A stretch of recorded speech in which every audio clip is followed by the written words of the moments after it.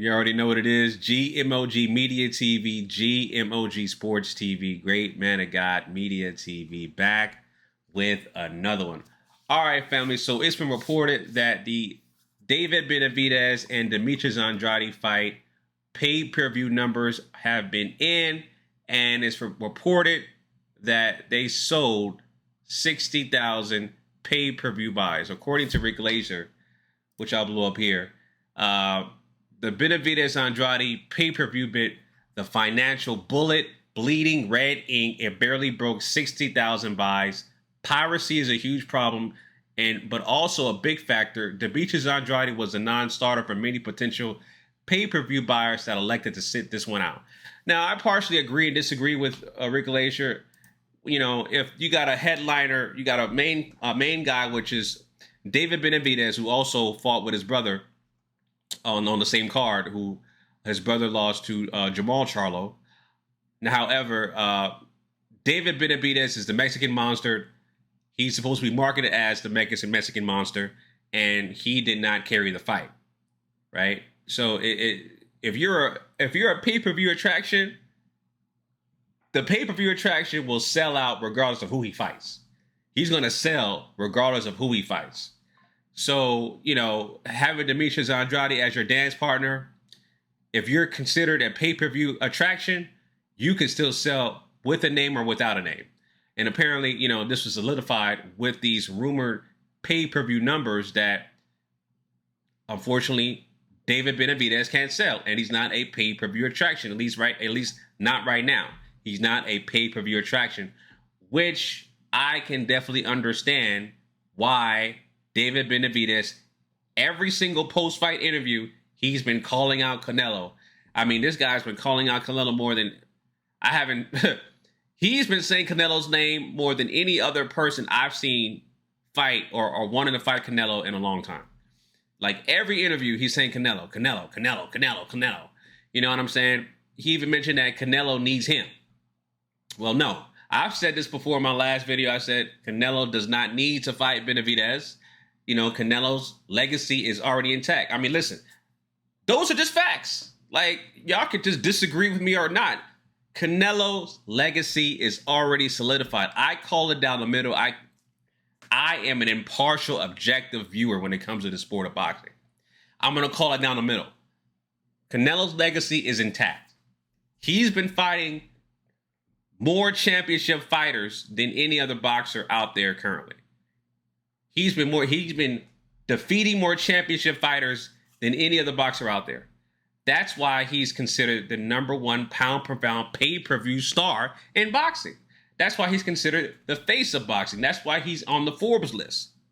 When you have those kind of numbers, you can be the guy that can set the tone and do what the hell you want to do. And I'm sure that David Benavidez wants to be in that position. He's trying to get to that position by literally begging for a Canelo Alvarez fight.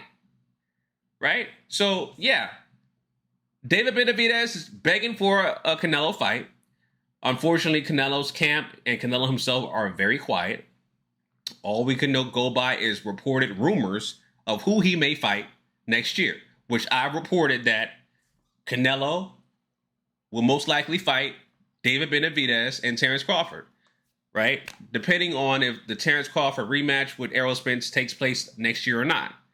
If it does, then Jaime Munguia will be in place, regardless of the fact that I don't see Canelo ducking Benavidez.